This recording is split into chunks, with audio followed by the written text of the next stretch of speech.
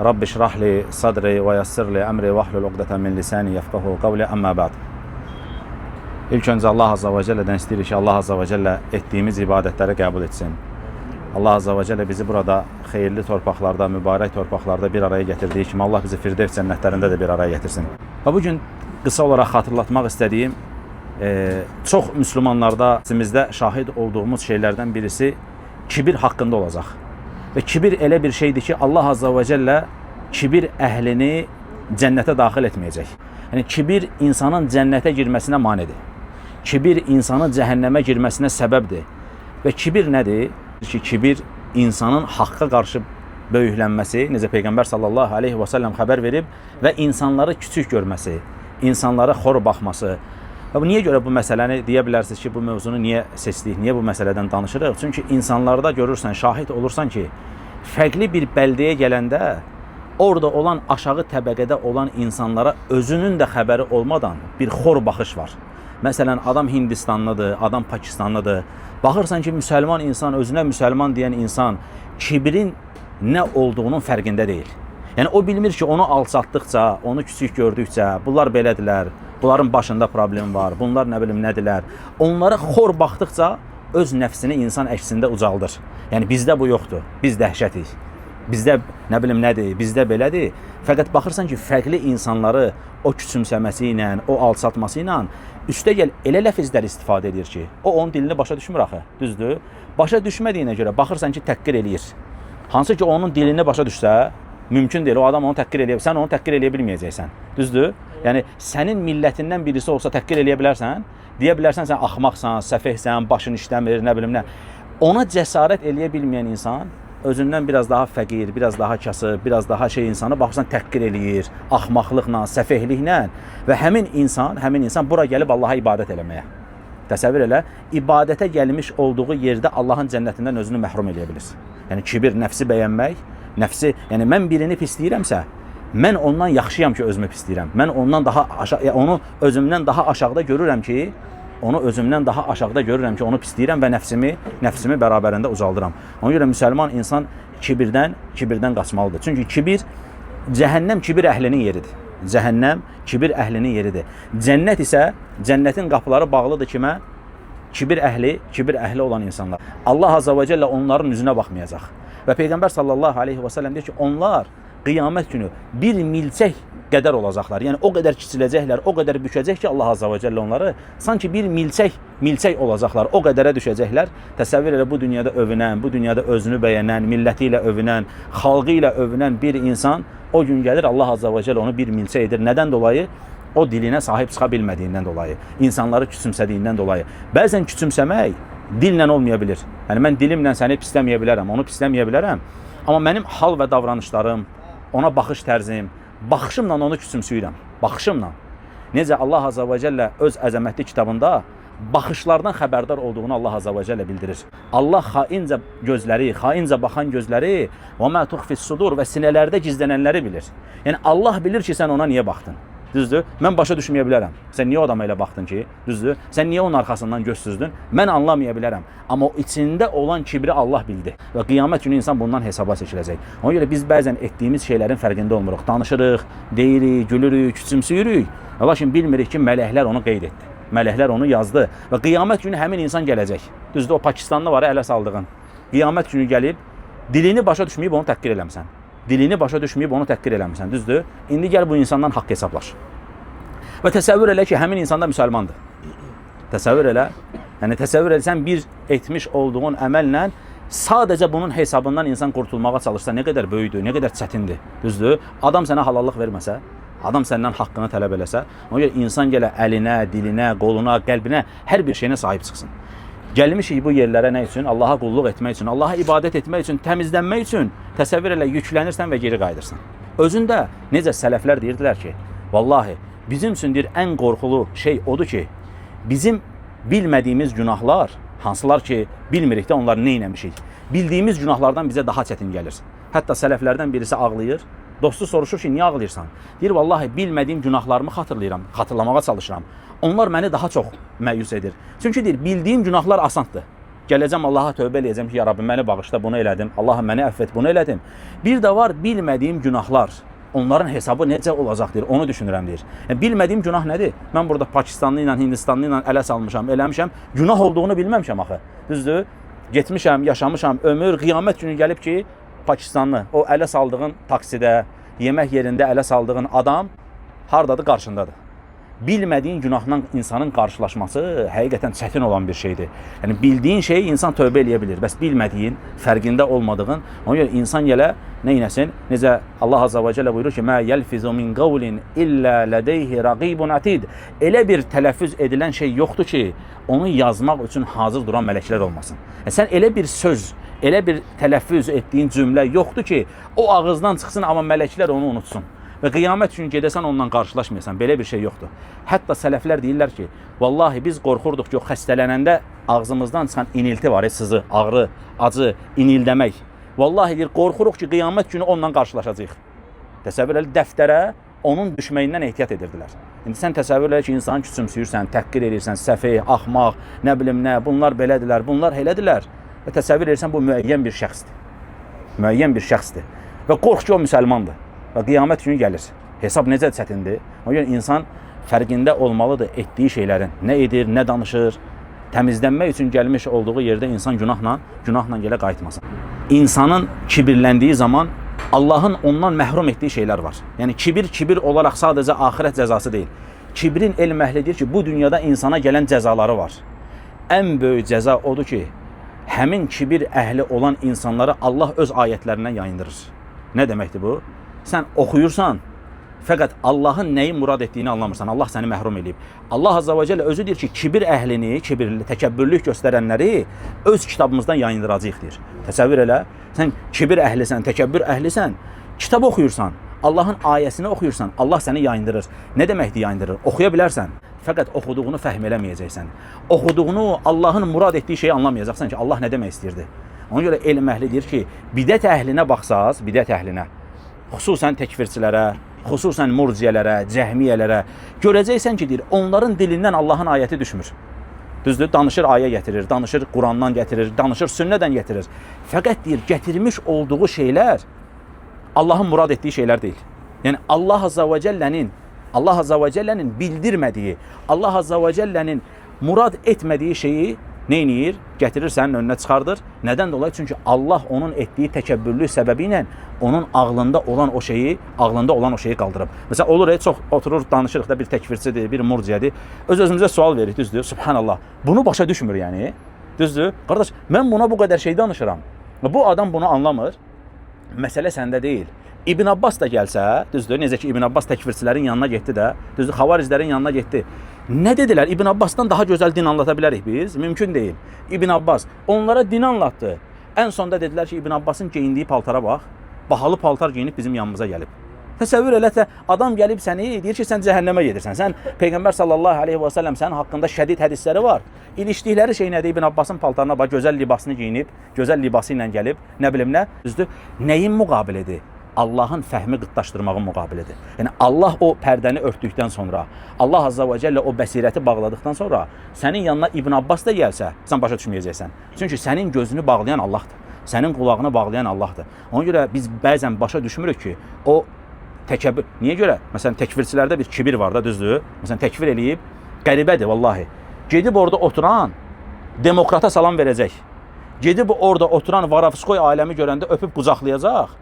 Səni görəcək, sənə bir kibirlə baxacaq, sənə bir təkəbbürlüklə baxacaq. Görürsən, ölçü qaçıb. Əgər o da kafirdir, mən də kafirəmsə, müamilə necə olmalıdır?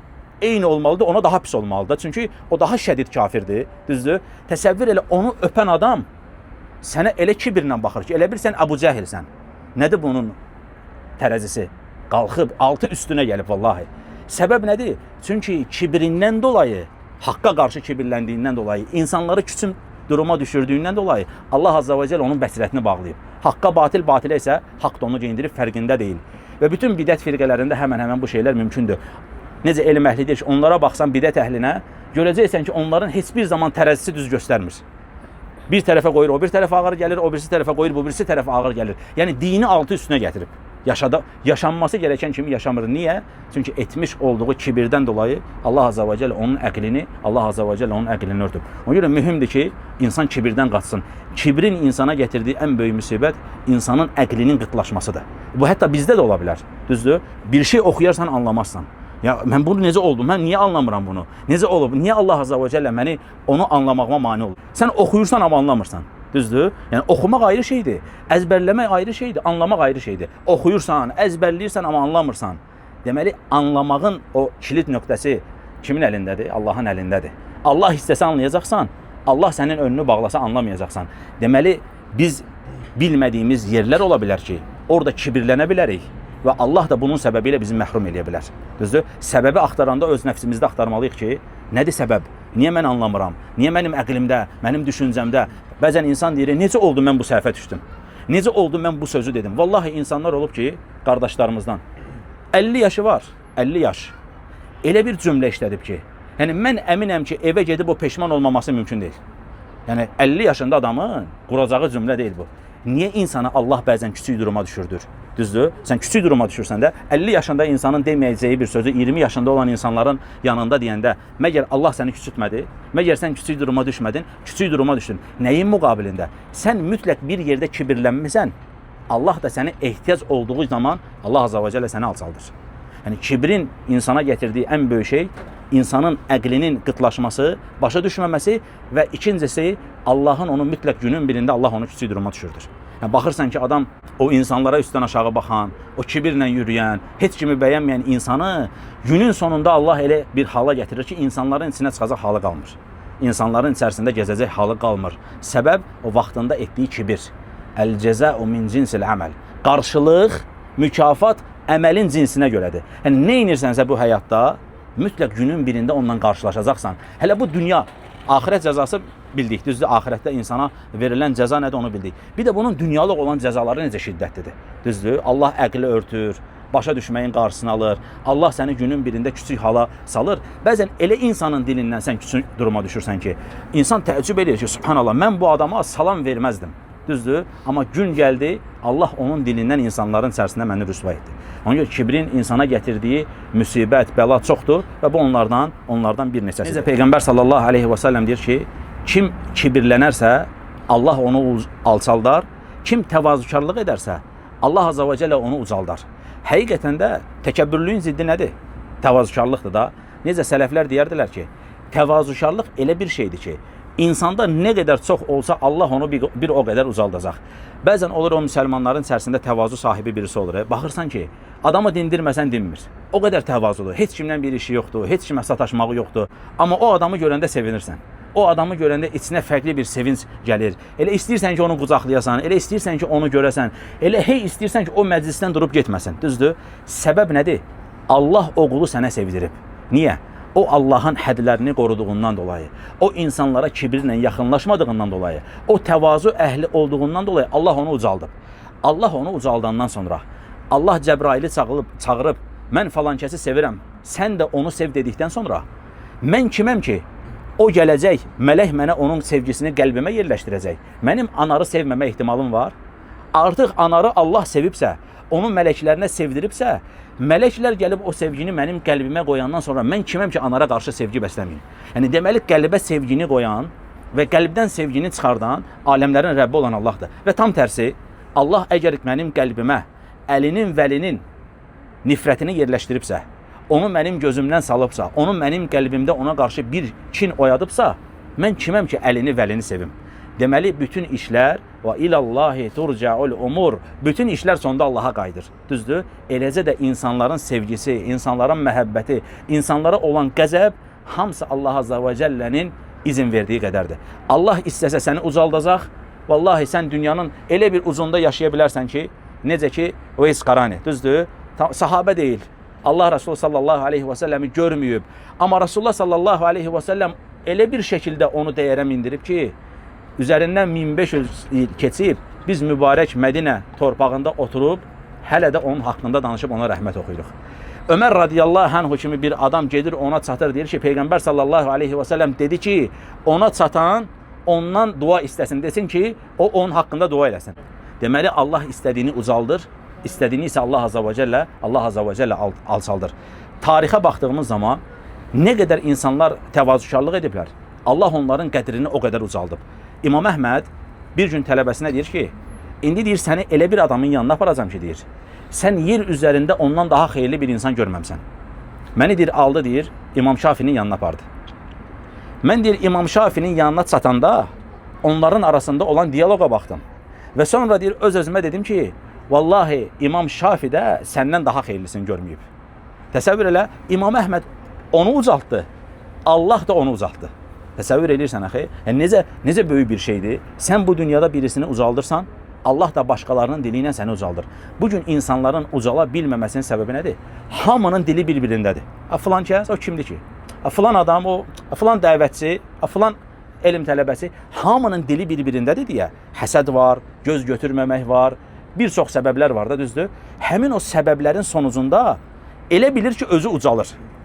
Düzdür? Danışır məclisdə, filan tələbə, o filan elm tələbəsi, nə bilim nə, elə bilir ki, özü ucaldır. Günün sonunda o adam yoxdur. O danışdığı var ya haqqında, Allah onu ucaldır. Allah onu ucaltdıqca ucaldır. Bu miskin isə günü-gündən yox olmağa doğru gedir. Nə adı var, nə sanı var, heç bir fəziləti, heç bir qədir qiyməti yoxdur. Başa düşmür ki, sən alçaltdıqca ucalmayacaqsan, sən ucaltdıqca ucalacaqsan. Sən qardaşını, müsəlmanı, öndə olan birisini ucaltdıqca Allah da səni ucaldacaq. Sən deyəcəksən, qardaşdır, qardaşımızdır, əlhamdülillah, Allah bərəkət versin, nə bilim nə, xeyirli insandır, xeyir var onda, xeyirdən başqa bir şey görməmişəm, görəcəksən ki, günün sonunda Allah da səni ucaldır. Tam tərsi olduğuna görə, elə zənn edirsən ki, sən alçaltdıqca Allah səni ucaldacaq, günün sonunda baxırsan ki, alçaltdığın adam ucalır, sən isə rəzil olursan, sən isə alçalırsan. Kimin əlindədir? Allahın əlindədir. Ona görə biz başa düşəcəyik ki, bütün xeyirlər Allahın əlindədir. Biz ona möhtacıq. Hər işimizdə ona möhtacıq. Tək bu məsələdə yox. Bax, gəlmişik ibadət etməyə, düzdür? Mədinə, Məkkə, mübarək torpaqlardır. Mühüm olan nədir? Mühüm olan. Bax, biz ibadət edirik. Gecə namazı, Quran oxumaq, nə bilim, ziyarət edirik və s. Bütün bu işlərin ən mühümü nədir? Kim deyər? Ən mühüm olan şey nədir? Başqa? Bu işləri etdik. Hər şey qaydasındadır. Mühüm olan bir şey var. Allahın bizdən qəbul etməsi. Əməlləri etdik, düzdür?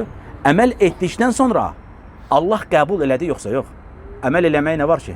Düzdür? Ziyarətdə gələrəm, minərəm, samolyota düşərəm, təvaf eləyərəm, həcc eləyərəm, ümrə eləyərəm. Günün sonunda Allah qəbul edib, yoxsa yox. Mühüm olan vallahi budur. Allahın qəbul edib etməməsi. Necə Peyğəmbər sallallahu aleyhi və səlləm Ayşə anamızla arasında olan şey nə idi?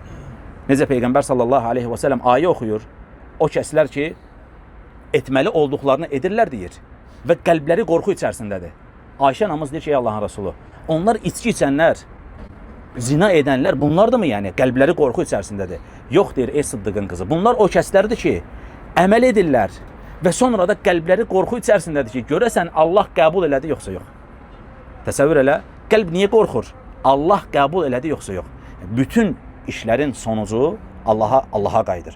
Bizə düşən şey, əməlləri etdikdən sonra belə, mən bunu niyə danışdım? Mən niyə burada oturdum? Mən niyə filan yerə getdim? Müsəlmanlar pul istədilər, sədəqə, yardım istədilər. Mən verdim, niyə verdim? Hamısını tərəziyə qoymaq.